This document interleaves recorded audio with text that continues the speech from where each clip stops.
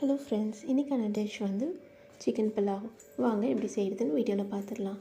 ஒரு ப்ரெஷர் குக்கரில் 5 spoons oil சேர்த்துட்டு ஹோல் ஸ்பைசஸ் வந்து சேர்த்துக்கலாம். ஒன்ஸ் அது பொரிஞ்சதுக்கப்புறமா 2 மீடியம் சைஸ் வெங்காயத்தை வந்து நறுக்கி சேர்த்துட்டு கூடவே ஒரு 2 பச்சை மிளகா, 1 ஸ்பூன் வந்து இஞ்சி பூண்டு பேஸ்ட்டும் போட்டு டிரான்ஸ்பரண்ட் லெவலுக்கு நம்ம வதக்கி எடுத்துடலாம். ஒரு தக்காளியும் வந்து ஃபைனாக சாப் பண்ணி போட்டுட்டு எண்ணெய் பிரிஞ்சதுக்கப்புறமா இதோடு வந்து ஒரு 1/2 ஸ்பூன் அளவுக்கு மஞ்சள் தூள், 1 ஸ்பூன் வந்து நார்மல் சில்லி பவுடர் சேர்த்துருக்கேன், 1 ஸ்பூன் வந்து தனியா பவுடர் அண்ட் 1 ஸ்பூன் வந்து காஷ்மீரி சில்லி பவுடர் வந்து சேர்த்துருக்கேன்.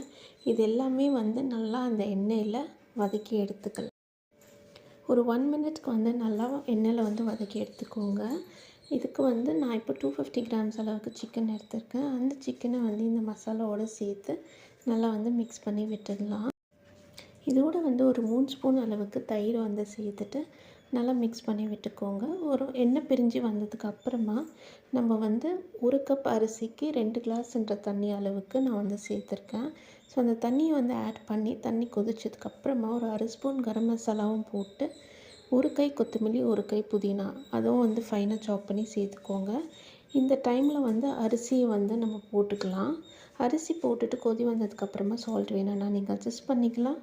அதுக்கப்புறமா குக்கரில் மூடி ஒரு 2 விசிலுக்கு வந்து ப்ரெஷர் குக் பண்ணி எடுத்தால் நம்மளோட சுவையான சிக்கன் புலாவ் வந்து சூப்பராக ரெடி ஆகிடும்.